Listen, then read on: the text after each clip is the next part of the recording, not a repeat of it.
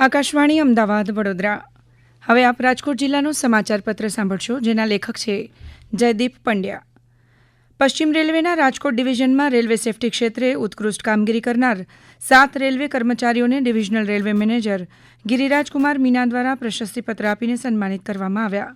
વીજળી વિભાગના આ કર્મચારીઓને નવેમ્બર 2025, ડિસેમ્બર 2025 અને જાન્યુઆરી 2026 દરમિયાન ફરજ પર અસાધારણ સતર્કતા અને જવાબદારી દાખવીને સંભવિત રેલ અકસ્માતો અટકાવવામાં મહત્વની ભૂમિકા ભજવવા બદલ તેમનું સન્માન કરાયું. સન્માનિત થનારા કર્મચારીઓમાં Hiteshkumar Gadhiya, senior section engineer, loco trip shed, Hapa, Jagdish Prasad Sahu, Mitesh પી વાઘેલા અને જયદીપ પીઠવા, લોકો પાયલટ રાજકોટ, પ્રકાશદાસ તેમજ Sitaram Ghaswa, loco pilot goods Hapa, Sunilkumar Yadav, loco pilot goods સુરેન્દ્રનગરનો સમાવેશ થાય છે.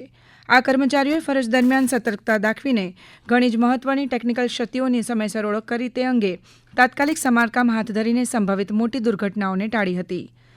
આંતરરાષ્ટ્રીય મહિલા દિવસ નિમિત્તે રાજકોટના આરએમસી ગ્રાઉન્ડ ખાતે ભારત સરકારના ખેલો ઇન્ડિયા અને મેરા યુવા ભારત રાજકોટના સંયુક્ત ઉપક્રમે અસ્મિતા લીગ કાર્યક્રમનું ભવ્ય આયોજન કરવામાં આવ્યું.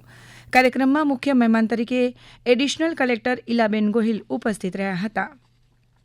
આ સ્પર્ધામાં 13 વર્ષથી ઓછી, 13 થી 18 વર્ષ અને 18 વર્ષથી ઉપરની વયજૂથની યુવતીઓ માટે 100, 200 અને 400 મીટર દોડની પ્રતિયોગિતા યોજાઈ હતી. રમતગમતની સાથે મહિલાઓ માટે રસ્સાખેંચ જેવી પ્રવૃત્તિઓનું પણ આયોજન કરવામાં આવ્યું હતું. આંતરરાષ્ટ્રીય મહિલા દિવસના અવસરે પશ્ચિમ રેલવેના રાજકોટ રેલવે ડિવિઝનમાં મહિલા કર્મચારીઓના સન્માન અને સશક્તિકરણને સમર્પિત એક ભવ્ય અને ગરિમાપૂર્ણ કાર્યક્રમનું આયોજન કરવામાં આવ્યું.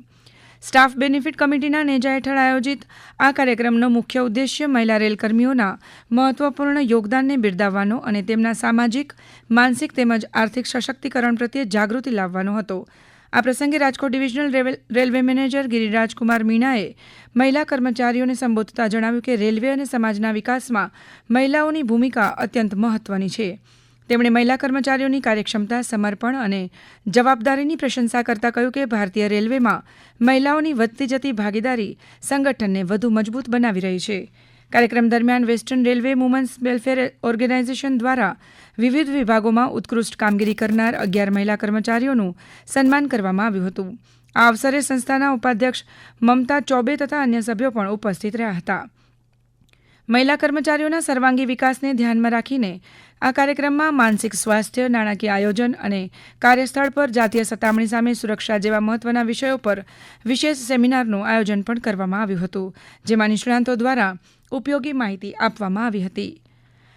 ગુજરાત સરકારના શ્રમ, કૌશલ્ય વિકાસ અને રોજગાર ગ્રામ વિકાસ મંત્રી કુંવરજીભાઈ બાવળિયાના અધ્યક્ષસ્થાને રાજકોટ જિલ્લાના જસદણ તાલુકાના રામળિયા ગામ ખાતે 35.71 લાખ રૂપિયાના ખર્ચે નવનિર્મિત આયુષ્માન આરોગ્ય મંદિરનો લોકાર્પણ કાર્યક્રમ યોજાયો, જેમાં જનરલ ઓપીડી, 2 બેડની સુવિધા અને ફિઝિયોથેરાપી, ડાયાબિટીસ, હૃદયરોગ, બીપી, કેન્સર સહિતના રોગના નિદાન અને સારવારની સુવિધાની સાથે લેબોરેટરીની સુવિધા પણ ઉપલબ્ધ છે.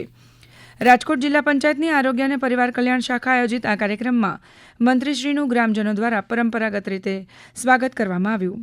મંત્રીશ્રીએ જસદણ તાલુકાના પ્રાથમિક આરોગ્ય કેન્દ્ર કનેસરા હેઠળ આવતા પેટા આરોગ્ય કેન્દ્ર રામળિયાને લોકો માટે ખુલ્લું મૂક્યું હતું અને દવાખાનાની મુલાકાત લીધી હતી. પશ્ચિમ રેલવેના રાજકોટ ડિવિઝન અંતર્ગત હાપા યાર્ડમાં 35.41 કરોડ રૂપિયાના ખર્ચે માલગાડીના વેગનની જાળવણી માટે અત્યાધુનિક સંયુક્ત વેગન શેડનું નિર્માણ ગતિશક્તિ યુનિટ રાજકોટ દ્વારા વિક્રમી સમયમાં કરવામાં આવ્યું છે. વર્તમાન સમયમાં માત્ર 1.5 વર્ષના વિક્રમી સમયમાં આ પ્રોજેક્ટનું લગભગ 95% કામ પૂર્ણ થયું છે. બાકીનું કામ પણ ટૂંક સમયમાં પૂરું કરાશે. આ નવી સુવિધા શરૂ થવાથી બીટીપીએન, બીસીએન, બીટીપીએલએન સહિત વિવિધ પ્રકારના માલવાહક વેગનનું નિરીક્ષણ, મરામત અને જાળવણીનું કામ વ્યવસ્થિત રીતે થઈ શકશે. રાજ્યના અગ્રસચિવશ્રીની અધ્યક્ષતામાં યોજાયેલા વિડીયો કોન્ફરન્સમાં સ્વચ્છતા અંગે આપવામાં આવેલી ખાસ સૂચનાઓના અમલીકરણ માટે ગોંડલ નગરપાલિકાના તંત્ર એક્શન મોડમાં આવ્યું હતું.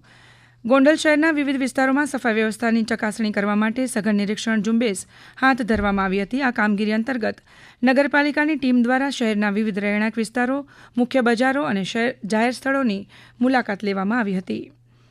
હમણાં જ આપ રાજકોટ જિલ્લાનું સમાચાર પત્ર સાંભળી રહ્યા હતા, જેના લેખક હતા જયદીપ પંડ્યા.